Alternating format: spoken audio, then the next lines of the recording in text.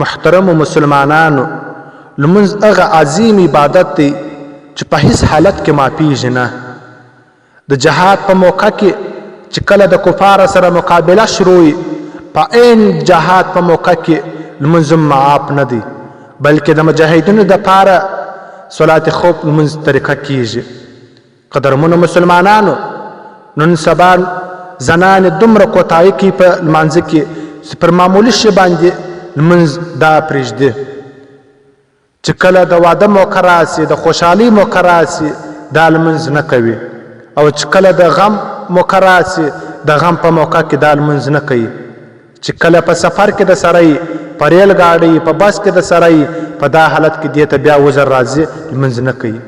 چې درته خو خلک دي زه لمونځ کولی نسم، درته کې خوبه نسته زه لمونځ کولی نسم. بل طرف ته زنانې ته هره میاشته ناجوړي راځي، د ناجوړۍ د وجې دې ته لمونځ معاف دی. قدرمنو مسلمانانو، چې صرف ته زنانه د خپل ځان سره سوچ وکړي چې زه د الله پاک څومره عبادت کوم او څومره نافرماني کوم. دا قانون سبا رسم رواجونه خو عام دي چې کله واده راسي، شپه ورځ دی په سرنا، په ډول، په دریا باندې اخته وي. سروس یار په خپل اوري او په زور یې لګولی، بل امسایه کور د دې څخه عبادت او خوب کولی نسي. دا څومره عظیمه ګناه ده قدرمنو مسلمانانو. یار خو سروز ګناه ده، حرام دی، بل دا حرام کار دی په زوره په عامه سره کوي چې الله جل جلاله د دې څخه مسلمانان منع کړي دي. دی د الله پاک نافرماني په څومره عامه سره کوي. افسوس چې یو طرف ته په کور کې غم وي، بل طرف ته په کور کې خوشحالي وي، سروز سرناوي او ټوله شپه ټکان شروع وي قدرمنو، او بل طرف ته په بل کور کې غم شروع وي. هغه خپل غم نس کولی، خپل خوب نس کولی، او خپل عبادت نس کولی. بل طرف ته په مسجد کې اذان شروع وي او اذان نس کولی، او اذان شروع وي دی په دا عین موقع کې د سروز او دریا شروع کړي وي قدرمنو مسلمانانو.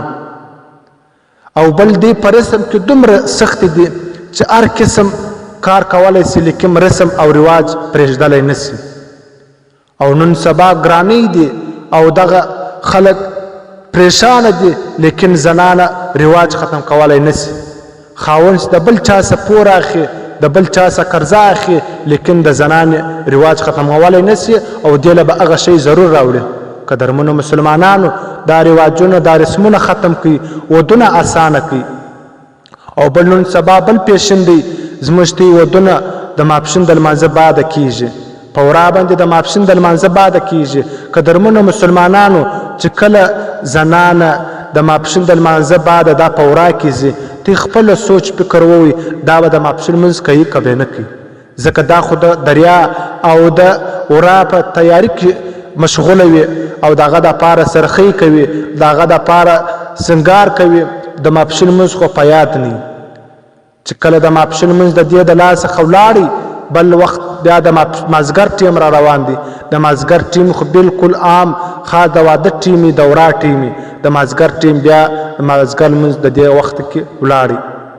کله چې دا واپس ورا راځي، کور ته راځي، دا ټیم کې دا د میلمنو خدمت کوي، د خیشانو خدمت کوي، د ماښام ټیم د لمانځه بیا رالی، بیا دې د لاسه ورکړي.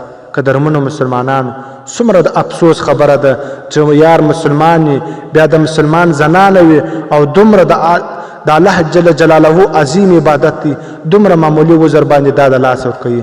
قدرمنو مسلمانانو، الله جل جلاله دې دا مسله زموږ په سوچو کې پیدا کړي، په دا مسله باندې خپل عمل وکړو، زنانو ته یې واورو. دا دومره عظیمه مسله ده چې نن سبا عامه ده، او ډېرې زنانې په دې کې کوتاهي کوي. الله جل جلاله دې پر دې خبرو د عمل کولو توفیق راکړي. واخر دعوانا ان الحمد لله رب العالمین.